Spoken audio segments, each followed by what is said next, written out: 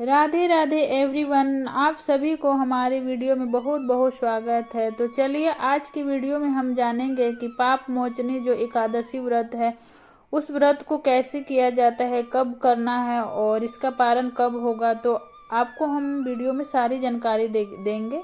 आप हमारी वीडियो को अंत तक जरूर देखिएगा। तो चलिए मैं स्टार्ट करती हूँ फ्रेंड्स। तो सबसे पहले हम पाप मोचनी एकादशी का व्रत 25 मार्च दिन मंगलवार को किया जा रहा है। तो चलिए हम एकादशी व्रत को दिन, जैसे कोई विष्णु भगवान की पूजा करते हैं तो कोई लड्डू गोपाल को भी विष्णु भगवान के रूप में मानकर पूजा करते हैं। तो चलिए हम लड्डू गोपाल को एकादशी व्रत के दिन पूजा करते हैं। तो उनको हम जैसे चौकी बिछाकर, आप मतलब अंदर मंदिर में भी पूजा कर सकते हैं या आप चौकी बिछाकर, तब जहाँ आपको अच्छा लगे आप कर सकते हैं। तो चलिए हम लड्डू गोपाल को पहले ना स्नान करवा देंगे प्रेम पूर्वक।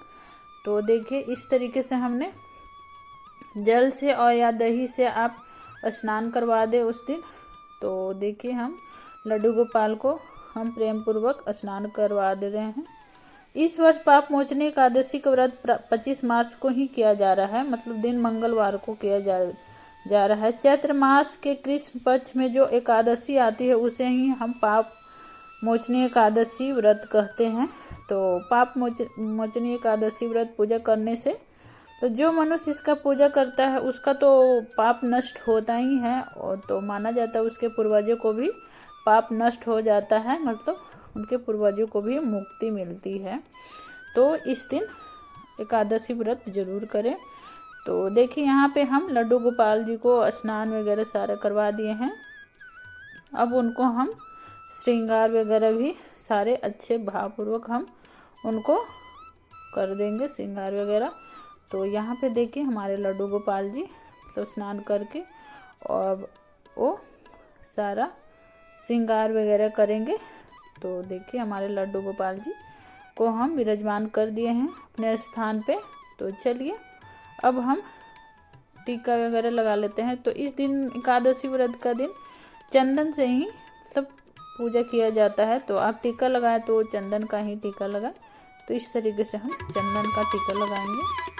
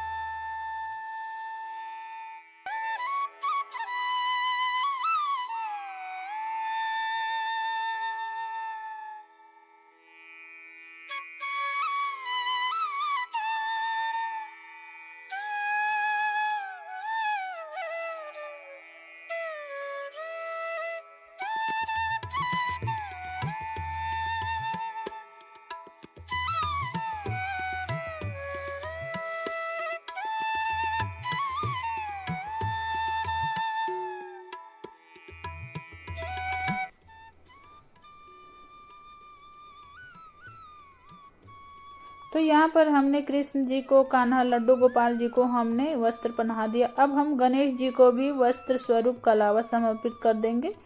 तो हमारे गणेश जी का भी इसमें पूजा किया जाता है एकादशी व्रत का दिन। तो हमने गणेश जी को भी वस्त्र हमने पहना दिया। अब हम भोग लगाएंगे। तो चलिए,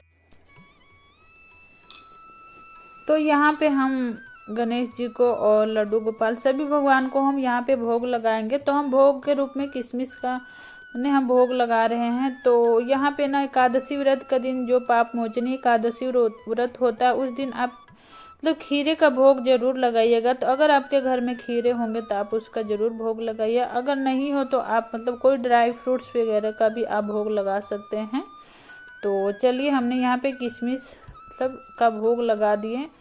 तो अब हम खीरे का भी भोग लगाएंगे। तो चलिए यहाँ पे हमने खीरे का भी भोग लगा देंगे। और यहाँ पे आप जैसे गणेश जी का भोग लगाएंगे तो उसमें तुलसी जी आप नहीं डालिएगा, और लड्डू गोपाल का आप भोग लगाएंगे तो उसमें आप तुलसी जी जरूर डालिएगा। तो इस बात का जरूर ध्यान दीजिएगा कि लड्डू गोपाल जी का भोग में तुलसी जी जरूर डाला जाता है। अगर आप यहाँ पे दूध से भी लड्डू गोपाल जी को भोग लगा सकते हैं। तो आप इस बात का ध्यान दीजिएगा कि इस दिन एकादशी व्रत में अनाज का यूज मतलब बिल्कुल नहीं किया जाता है। इस दिन हमें तिल से हमें पूजा किया जाता है एकादशी व्रत के दिन, तो इस बात का आप ज़रूर ध्यान दीजिएगा। तो हमने तिल से हमने चढ़ा, तो हमने यहाँ पे सारे फूल वगैरह भी है, जितना हमने सभी लड्डू गोपाल जी पे और सारे भगवान जी को हमें फूल में समर्पित कर देना है।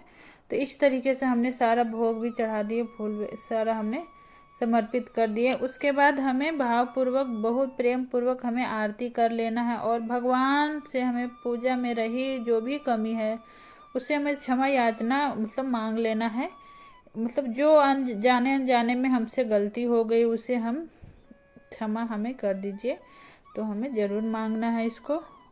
तो इस तरीके से हमें धूप बत्ती भी कर लेना है। तो देखिए हम यहाँ पे धूप बत्ती कर लेंगे इस तरीके से, और मतलब जो भी हम भगवान जी को चढ़ाए हैं वो आप सभी सदस्यों में, जैसे हमने प्रसाद के रूप में भोग के रूप में जो हमने चढ़ाया है वो सभी सदस्यों में आप उसको उस पूजा के अगले दिन बांट लीजिएगा प्रसाद के रूप में। तो चलिए इस पूजा को हमें सुबह सुबह ही पूजा करना चाहिए। तो सुबह सुबह पूजा करने के बाद आप चाय पानी भी पी सकते हैं, और जैसे कोई व्रत रखता है तो उस दिन व्रत रखता है तो उस दिन आप चाय पानी, जैसे किसी से व्रत नहीं रह पा रहा है तो उस दिन आप फलाहार भी कर सकते हैं दिन में। मतलब ये पूजा शाम को भी, इसमें अनाज नहीं खाया जाता है इस व्रत में, तो शाम को भी इसमें फल ही खाया जाता है एकादशी व्रत में। एकादशी व्रत में मतलब अन्न बिल्कुल नहीं खाया जाता है, तो इस बात का ध्यान दीजिएगा। इस तरह से हमें व्रत करना है और अगले दिन हमें व्रत का पारण भी करना है। तो इस मतलब माना जा रहा है कि व्रत का पारण अगले दिन 26 मार्च को दोपहर में 1 बजे से 4 बजे तक है इसका व्रत का पारण। मतलब आज मंगलवार है तो इसके अगले दिन बुधवार को दोपहर में 1 बजे से 4 बजे के बीच तक इसका पारण बन रहा है। मतलब 1 बजे से 4 बजे तक 4 घंटा, 1 से 4, तो इस टाइम इनका पारण बन रहा है। तो आप मतलब सही टाइम देखकर इनका पारण कर लीजिएगा। तो इस तरीके से हमारा आज का व्रत एकादशी व्रत हमारा मतलब संपूर्ण हो गया है वीडियो। तो हमने आपको सारी जानकारी दे दिया कि इस व्रत में पूजा कैसे करना है, कब किया जाएगा और कब पारण किया जाएगा, सारा हमने आपको जानकारी दे दिए हैं। तो ये वीडियो आपको कैसा लगा आप ज़रूर से ज़रूर कमेंट्स बॉक्स में बताइएगा। मतलब थोड़ा बहुत आपके लिए कुछ यूजफुल रहा होगा तो आप बता सकते हैं। तो हमारी वीडियो आज का समाप्त हो रहा है, आज का एकादशी व्रत। तो हमारी वीडियो को आप ज़रूर लाइक शेयर सब्सक्राइब कर दीजिएगा। हमारे तरफ से सभी को राधे राधे।